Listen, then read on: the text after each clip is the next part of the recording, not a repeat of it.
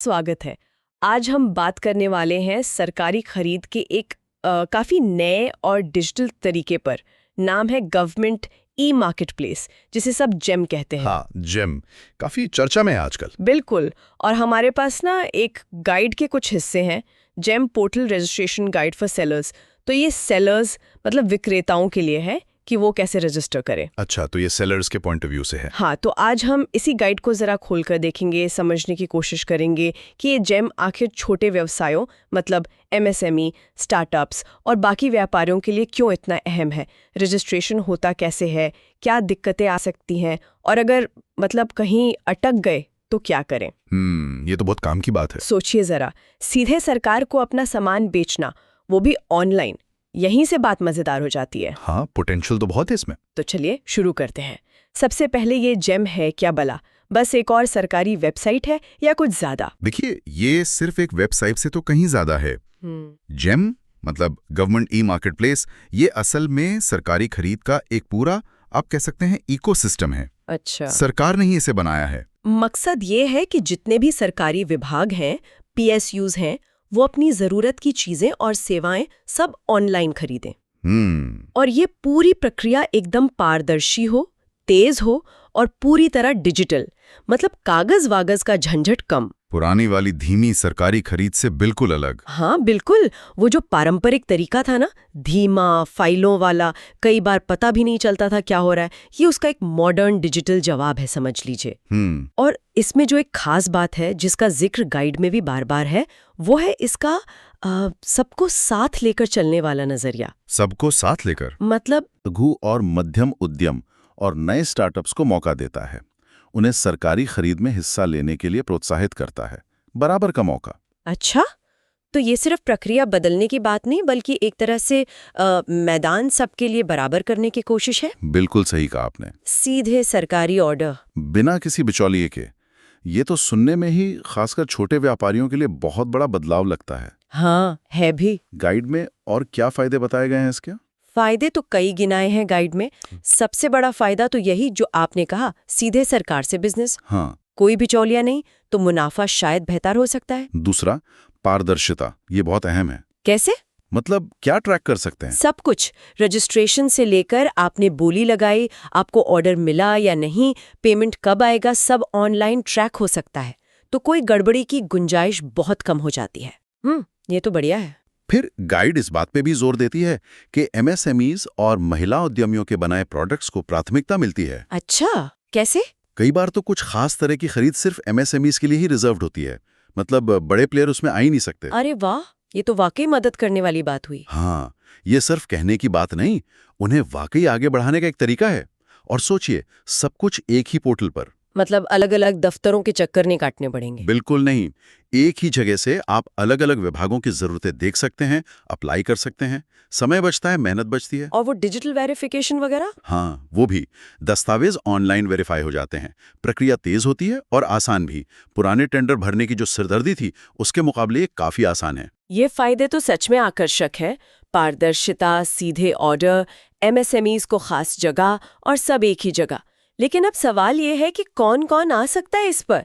क्या कोई खास तरह के बड़े सप्लायर्स ही चलेंगे, या कोई छोटा कारीगर भी मान लीजिए अपनी दुकान लगा सकता है यहाँ? नहीं नहीं, गाइड के हिसाब से तो इसका दायरा काफी बड़ा रखा गया है। अच्छा। कोई भी विक्रेता, चाहे वो अकेला मालिक हो मतलब सोल प्रोप्राइटर, या पार्टनरशिप फर्म हो, प्राइवेट लिमिटेड कंपनी हो, कोई भी रजिस्टर कर सकता है। सामान बेचने वाले और सर्विस देने वाले दोनों? हाँ, दोनों।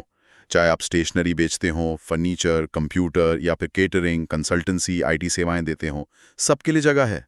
स्टार्टअप्स और एमएसएमईज के लिए तो खास तौर पे अच्छा है, पर बड़ी कंपनियां भी हैं इस पर। ठीक है। और अगर किसी को शुरू करना है तो क्या क्या कागजात चाहिए होंगे, मतलब बेसिक जरूरतें क्या हैं? हाँ, तो गाइड में इसकी एक लिस्ट दी हुई है। कुछ बुनियादी चीजें चाहिए होती हैं।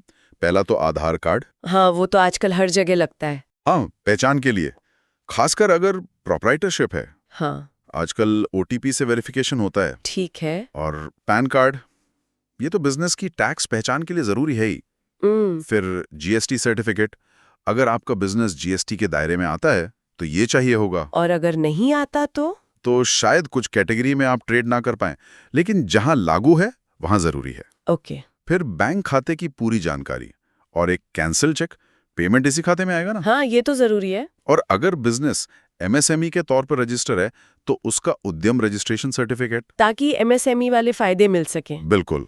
और हाँ, बिजनेस के पते का सबूत, और अगर कंपनी है तो उसका रजिस्ट्रेशन सर्टिफिकेट वगैरह। मतलब जो आमतौर पे बिजनेस के पास होते ही हैं ये दस्तावेज। हाँ, ज्यादातर वही है। ये सब रजिस्ट्रेशन के टाइम अपलोड करने होते हैं। ठीक है, तो पात्रता भी काफी लोगों के लिए है और दस्तावेज भी स्टैंडर्ड है। अब आते हैं असली मुद्दे पर, रजिस्ट्रेशन की प्रक्रिया। क्या ये भी उतनी ही मुश्किल है जितनी सरकारी प्रक्रियाएं मानी जाती हैं, या इसे आसान बनाया गया है? गाइड क्या कहती है इस बारे में? गाइड के हिसाब से, और मेरा अनुभव भी यही कहता है, कि प्रक्रिया को जानबूझकर सीधा और यूजर फ्रेंडली बनाने की कोशिश की गई है। अच्छा। हाँ, इसे कई स्टेप्स में बांटा गया है ताकि समझना आसान हो। पहला कदम जेम की वेबसाइट पर जाना है, gem.gov.in। ठीक है। वहां साइन अप या रजिस्टर का बटन होगा। उसमें सेलर यानी विक्रेता चुनना है। खरीदार और विक्रेता के लिए अलग अलग है। हाँ, ये ध्यान रखना होगा। फिर अपने बिजनेस का प्रकार बताना है, प्रोप्राइटरशिप, फर्म, कंपनी, जो भी है। इसके बाद आता है आधार और पैन वेरिफिकेशन। यहीं पर आधार और पैन नंबर डालने होते हैं। हाँ, आधार के लिए रजिस्टर्ड मोबाइल पर ओटीपी आता है, पैन भी ऑनलाइन वेरीफाई होता है। ये सिक्योरिटी के लिए जरूरी है। सही है। फिर ईमेल और मोबाइल नंबर देना होता है, उनका भी ओटीपी से वेरिफिकेशन होता है। आगे सारी बातचीत इसी पर होती है। फिर कंपनी या फर्म की डिटेल्स भरनी होती है, नाम, पता, CIN नंबर अगर कंपनी है, GST नंबर वगैरह। ये सब ध्यान से भरना होगा। हाँ, बिल्कुल। फिर बैंक खाते की जानकारी देनी है। शुरुआती रजिस्ट्रेशन के बाद एक यूजर ID और पासवर्ड मिल जाता है। फिर लॉगिन करके अपनी प्रोफाइल को 100% पूरा करना होता है। 100%? उसमें क्या क्या होता है? उसमें ऑफिस का पता, टैक्स की जानकारी, कुछ घोषणाएं देनी होती हैं। इसमें थोड़ा टाइम लग सकता है क्योंकि सब कुछ सही भरना जरूरी है। और वो सावधानी निधि, कॉशन मनी का क्या? हाँ, कुछ मामलों में, खासकर जिनका टर्नओवर ज्यादा है, उन्हें एक छोटी रकम कॉशन मनी के तौर पर जमा करनी पड़ सकती है। वो बाद में वापस मिल जाती है। ओके। गाइड यही कहती है कि हर स्टेप पर निर्देश साफ दिए होते हैं और अगर सारे कागज तैयार हैं तो ये प्रक्रिया कुछ घंटों में हो सकती है। वो ऑनलाइन वेरिफिकेशन वाली बात अच्छी है। हाँ, उससे तेजी भी आती है और सुरक्षा भी रहती है। सुनने में तो ये प्रक्रिया काफी व्यवस्थित लग रही है, लेकिन हम सब जानते हैं ऑनलाइन सिस्टम में कभी भी दिक्कतें आ जाती हैं। हाँ, बिल्कुल आ सकती हैं। मान लीजिए रजिस्ट्रेशन करते वक्त OTP ही नहीं आया, या पैन वेरीफाई नहीं हुआ, या वेबसाइट ही अटक गई दस्तावेज अपलोड करते समय। ऐसी तकनीकी दिक्कतों के लिए क्या कोई इंतजाम है? गाइड में कुछ बताया है? हाँ, और ये बहुत जरूरी बात है जो गाइड बताती है।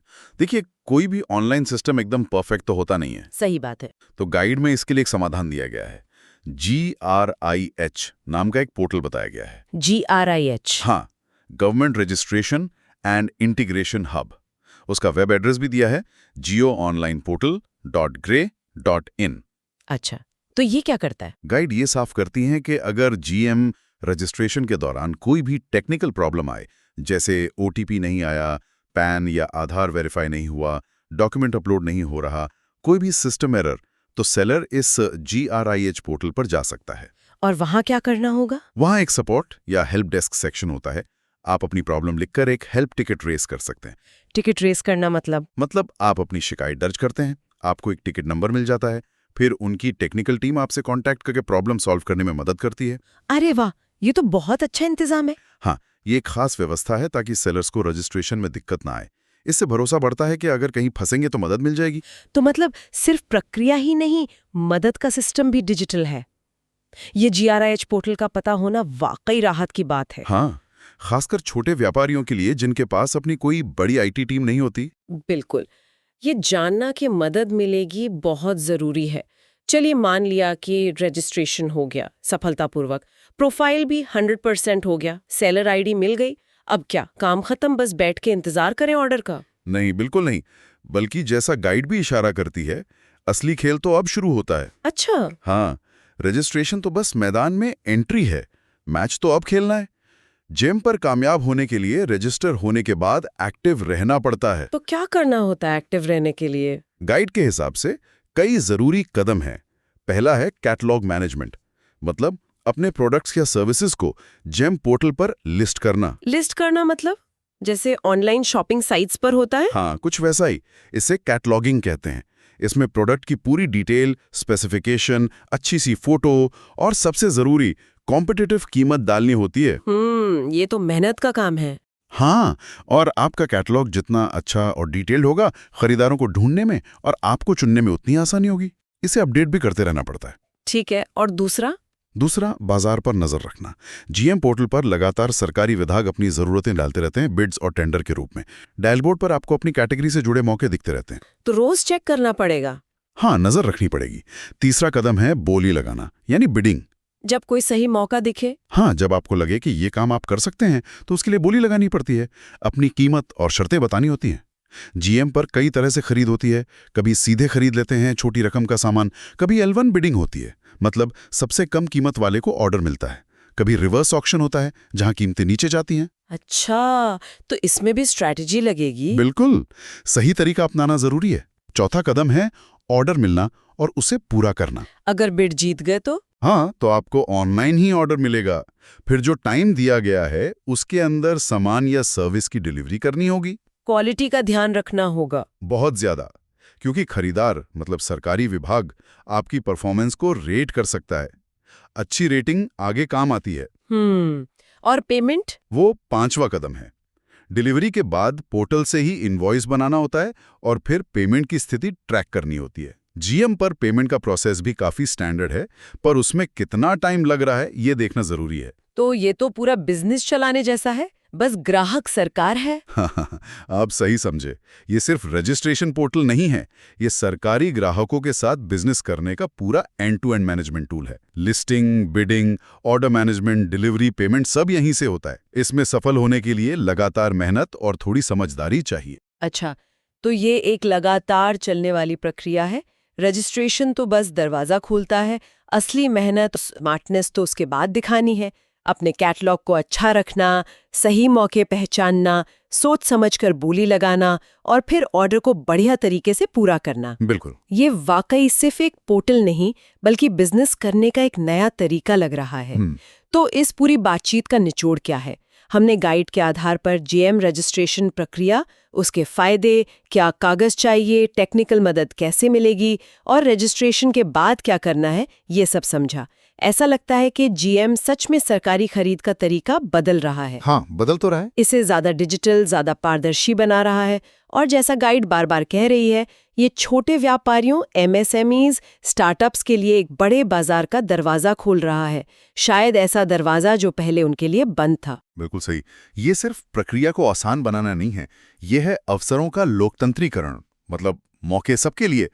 गाइड जिस तरह एमएसएमईज और महिला उद्यमियों को प्राथमिकता देने की बात करती है, उससे साफ है कि मकसद सिर्फ खरीद को बेहतर बनाना नहीं, बल्कि समाज और अर्थव्यवस्था में सबको शामिल करना भी है।